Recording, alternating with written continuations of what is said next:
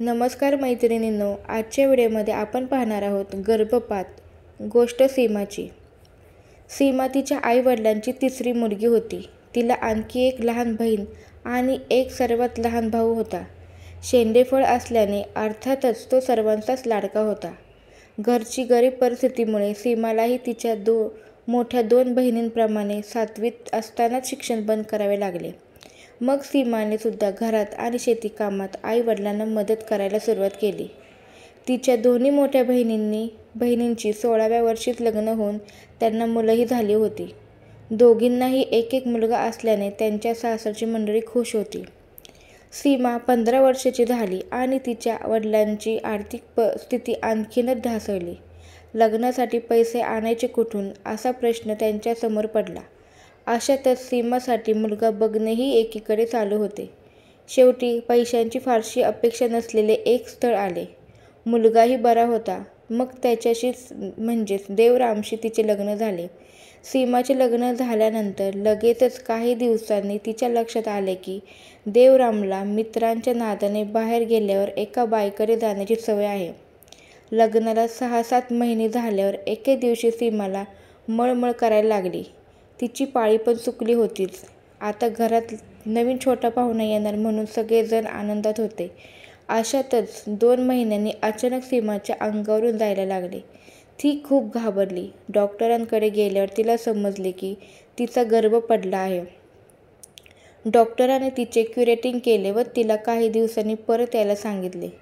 पण नंतर सीमा कधीच तपासणीसाठी गेली नाही.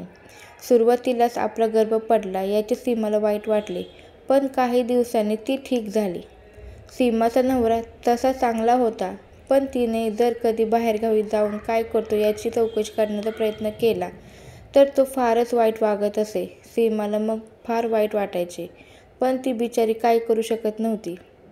5-6 महिन्यांनी परत सीमाला दिवस गेले. यावेळी देखील मागल्या वेळेसारखेच होणार की काय याची भीती तिला वाटत होती.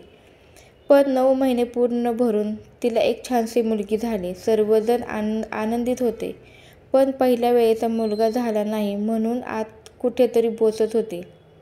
1-1.5 वर्षांनी सीमाला परत दिवस गेले. मात्र तिच्या घरच्यांना मुलगाच हवा होता असा त्यांचा हट्ट होता. म्हणूनच त्यांच्या दबावाखाली ती शेवटी गर्भजल परीक्षेसाठी तयार झाली. या परीक्षेमुळे मुलगा आहे की मुलगी हे आधीच समजणार होते. तिच्या नवऱ्याला देवरामला यावेळी मुलगा हवा होता. तो म्हणाला, जर मुलगा असेल तर ठेवायचा, मुलगी असेल तर पाडून घेऊ. खरं तर तपासणीसाठी सुद्धा सीमाच्या मनाची तयारी नव्हती, पण बिचारी सीमा नाही म्हणू शकत नव्हती.